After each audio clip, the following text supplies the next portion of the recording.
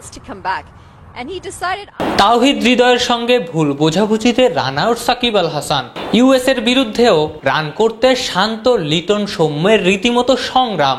সেই তালিকায় আছেন বিশ্বসেরা অলরাউন্ডারও। মনে হতে পারে যেন ইউএসএ না, প্রতিপক্ষ Australia. him play it beautifully straight, chipping down. মেঘ দেখে করিস নে ভয়, আড়ালে তার সূর্য হাসে। তবে যুক্তরাষ্ট্রের বিপক্ষে প্রথম টি-20তে লিটন দাসের বেলায় এই প্রবাদটা উল্টো।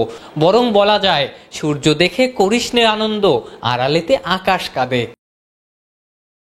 লিটন দাসের দুটো দুর্দান্ত শট দেখে মনে হতে পারে বাংলাদেশ আমেরিকা সিরিজের ব্রডকাস্টিং এর মতো ধূসর ফর্মটা বোধহয় কাটিয়ে উঠেছেন এলকেডি।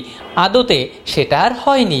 আউট হয়েছেন 15 বলে 14 রান করে, এর মধ্যে 9টাই ডট বল। শুধু তাই না, এই 14 রান করতে গিয়ে লাইফও পেয়েছেন 2-2টা। ভাবা যায়, প্রথমবার উইকেটের পেছনে যখন ক্যাচ দিলেন এই ডানহাতির রান তখন 2। জিম্বাবুয়ের বিপক্ষে সবশেষ 2 টি-20তে দল থেকে বাদ পড়েছিলেন লিটন।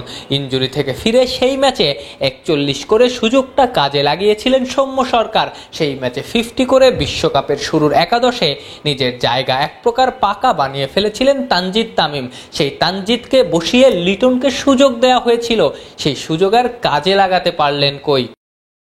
ওপেনিং পার্টনার ফিরে গেছেন। পরের ওভারে অফ স্পিনার টেইলরের বলে আউট হয়েছিলেন সৌম্য। এক ওভার বাদে আবার স্টাম্প শান্ত। লিটনের মতো টাইগার ক্যাপ্টেনও কাটাচ্ছেন দুঃসময়। যেভাবে দলের সেরা 2 ব্যাটার ফর্মের বাইরে আছেন, যুক্তরাষ্ট্রের মতো দলের বিপক্ষেও যারা পারছেন না, নিশ্চিতভাবেই এই বিশ্বকাপে বাংলাদেশের জন্য অপেক্ষা করছে ভয়ঙ্কর কিছু।